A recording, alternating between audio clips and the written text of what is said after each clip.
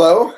Today we're here to talk about one of my favorite subjects, which is Maitri, M-A-I-T-R-I. So this is something you can just stop watching this video now and go watch Pema Chödron, P-E-M-A-C-H-O-D-R-O-N. You can watch her on elephantjournal.com.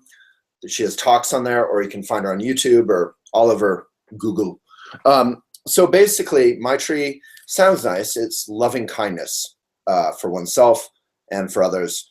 The emphasis here today is how do we fall in love with ourselves? Not in an egotistical way, but all of ourselves.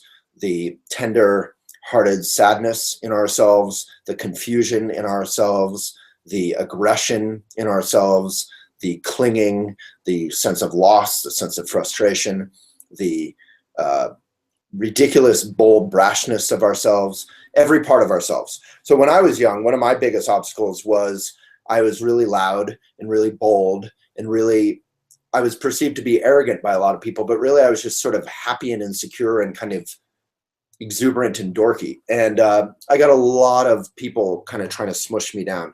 A lot of teachers, a lot of mentors, a lot of friends.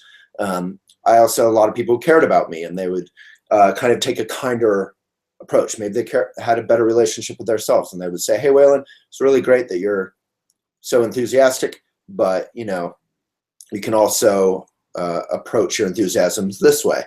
And eventually over the years, mostly through the practice of just growing up generally, and also meditation, practicing coming back from my distraction to the present moment, I grew to make friends with that part of myself that was bold and brash, and also the part that would get kind of criticized or looked down by authority. And it also helped to become an entrepreneur and not have to have a boss. And I could just work hard and kind of be humble, do the work when nobody's looking for a million hours, and just kind of create something that I happen to be reasonably good at. So anyway, coming back to Maitri,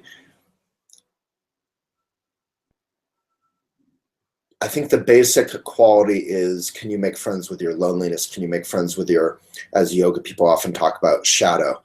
I don't like that term shadow because it also implies that there's something shadowy about the difficult parts of ourselves.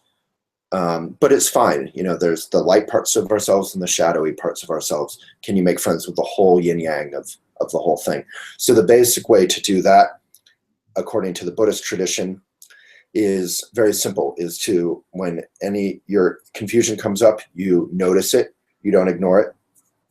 You admit your failings, you admit your failures, you admit your confusion, but you don't dwell on it. There's a great expression, regret is super important because it allows you to notice how you've messed up, but regret should only last for 3 seconds. Trungpa Rinpoche talked about that. There's a blog in more depth about that on elephantjournal.com.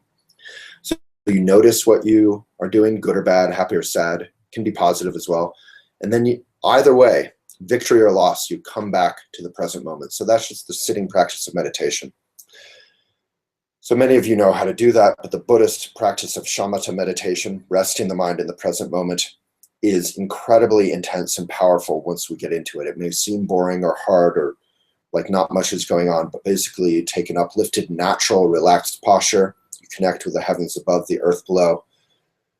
Connect with your breath, which goes in and out of you and isn't solid, it's hard to cling to. And then if you have any distracting thoughts of any kind, which you will within a second or two, you just notice that, regard that as thinking without condemnation or judgment on yourself, and return your attention to the breath. And that simple practice of meditation, which many of you know, is something that we can apply to all of life.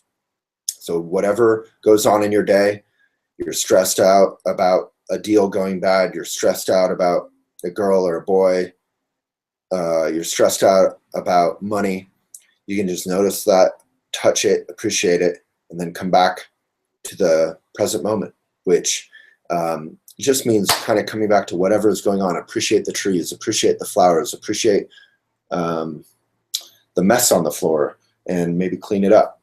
And I think that's about it. Maitri, it took me many, many years to be comfortable being lonely and to be comfortable being myself. And I wish you all love and luck. And if you don't trust luck, then you can practice meditation. Thank you so much.